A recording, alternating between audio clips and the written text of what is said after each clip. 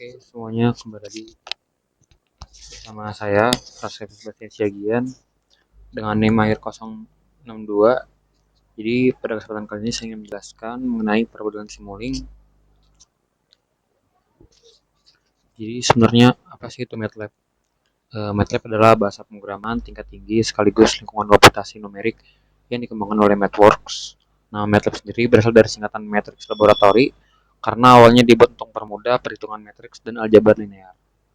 Untuk Simulink adalah lingkungan pemodelan, simulasi dan analisis sistem berbasis grafis yang terintegrasi.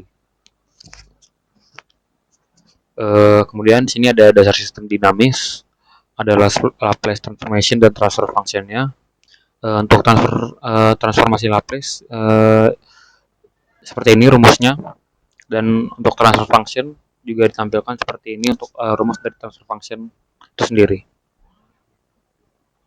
Oke, saya lanjut untuk pemodelan sistem mekanik, elektrik, dan hidrolik. Jadi pemodelan sistem mekanik itu merupakan sistem mekanik, sistem yang mempelajari hubungan antara gaya, massa, pegas, dan peredam. Pemodelan sistem mekanik biasanya dibagi menjadi dua jenis, yaitu sistem translasi atau gerak lurus dan sistem rotasi atau gerak berputar. Pada sistem translasi, elemen utamanya adalah massa sebagai inersia, pegas sebagai elemen elastis, serta peredam yang mewakili gaya gesek atau hambatan. Persamaan matematis dari sistem mekanik dapat diturunkan dengan menggunakan hukum Newton 2, yaitu jumlah gaya sama dengan massa dikalikan percepatan. Contoh yang paling umumnya diberikan dengan rumus sebagai berikut. Oke, saya lanjut untuk pemodelan sistem elektriknya. Jadi sistem elektrik ini biasanya dipahami melalui hubungan antara tegangan, arus, dan elemen dasar rangkaian. Tiga komponen utamanya adalah resistor, induktor, dan kapasitor. Resistor itu menggambarkan hambatan arus, induktor melawan arah perubahan arus, sedangkan kapasitor menyimpan energi dalam bentuk muatan listrik. Kemudian untuk permodelan sistem elektrik dilakukan dengan menggunakan hukum dasar listrik, yaitu hukum Ohm itu sendiri serta hukum Kirchhoff. Sebagai contoh, pada rangkaian RLC seri, jika diberikan tegangan masukan V atau T, maka arus keluarannya yaitu I atau T. Dapat dijelaskan dengan persamaan diferensial yang saya tampilkan dalam PowerPoint sebagai berikut. Oke, saya lanjut di penulisan sistem hidroliknya. Jadi sistem hidrolik itu berkaitan dengan dinamika fluida yang bergerak dalam pipa, tangki, atau katup. Dalam pemodelannya, variabel utama yang digunakan adalah tekanan atau P, aliran volumetrik Q, serta kapasitas atau volume fluida dalam wadah. Pemodelan sistem hidrolik biasanya dianalogikan dengan sistem elektrik agar lebih mudah dipahami.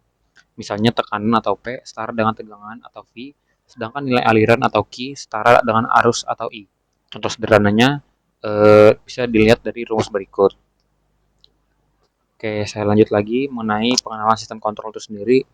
Jadi sistem kontrol itu adalah suatu mekanisme yang dirancang untuk mengatur, mengendalikan, atau menjaga keluaran atau output dari suatu sistem agar sesuai dengan yang diinginkan. Dalam sistem kontrol, sinyal masukan atau input diolah oleh elemen-elemen kontrol sehingga menghasilkan keluaran yang sesuai dengan referensinya. Jadi sistem kontrol itu sangat penting dalam bidang teknik dan industri, misalnya pada pengaturan kecepatan motor, suhu ruangan, tekanan fluida, atau posisi robot.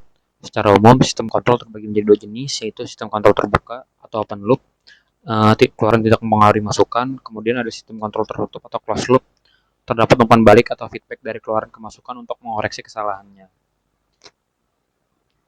Oke, di sini juga ada penjelasan dari diagram blok yang sudah saya buat. Di sini ada RS atau sinyal referensi, masukan yang diinginkan. Kemudian ada summing point atau untuk menghitung selisih antara referensi R atau S, dan keluaran umpan balik HS, YS menghasilkan error E atau S. Kemudian controller C atau S mengolah sinyal error agar sistem bekerja sesuai kebutuhan, misalnya menggunakan kontrol PID. Kemudian ada plan atau proses. Ini merupakan sistem fisik yang dikendalikan seperti motor, pemanas, atau sistem hidrolik. Kemudian untuk output system itu yaitu Y atau S dan H atau S itu merupakan elemen umpan balik, biasanya itu sensor yang mengukur keluaran. Dan yang di bawah itu ada feedback, itu merupakan jalur dari output kembali ke input untuk mengurangi error.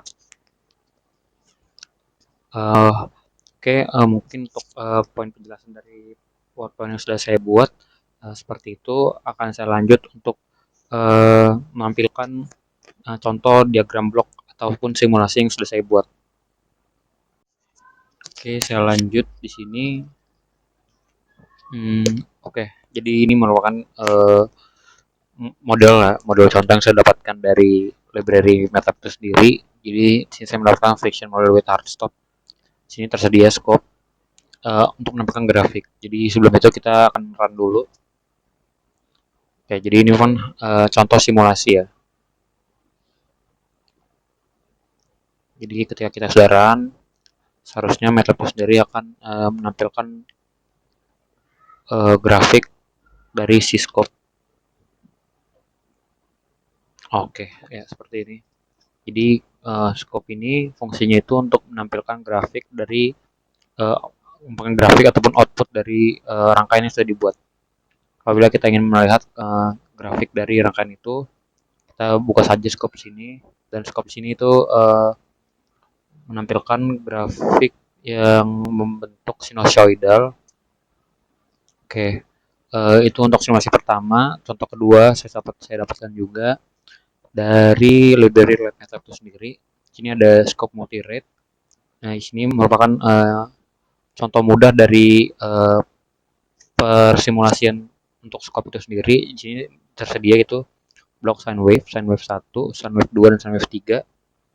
Sini mengarah ke time scope. Bila kita run,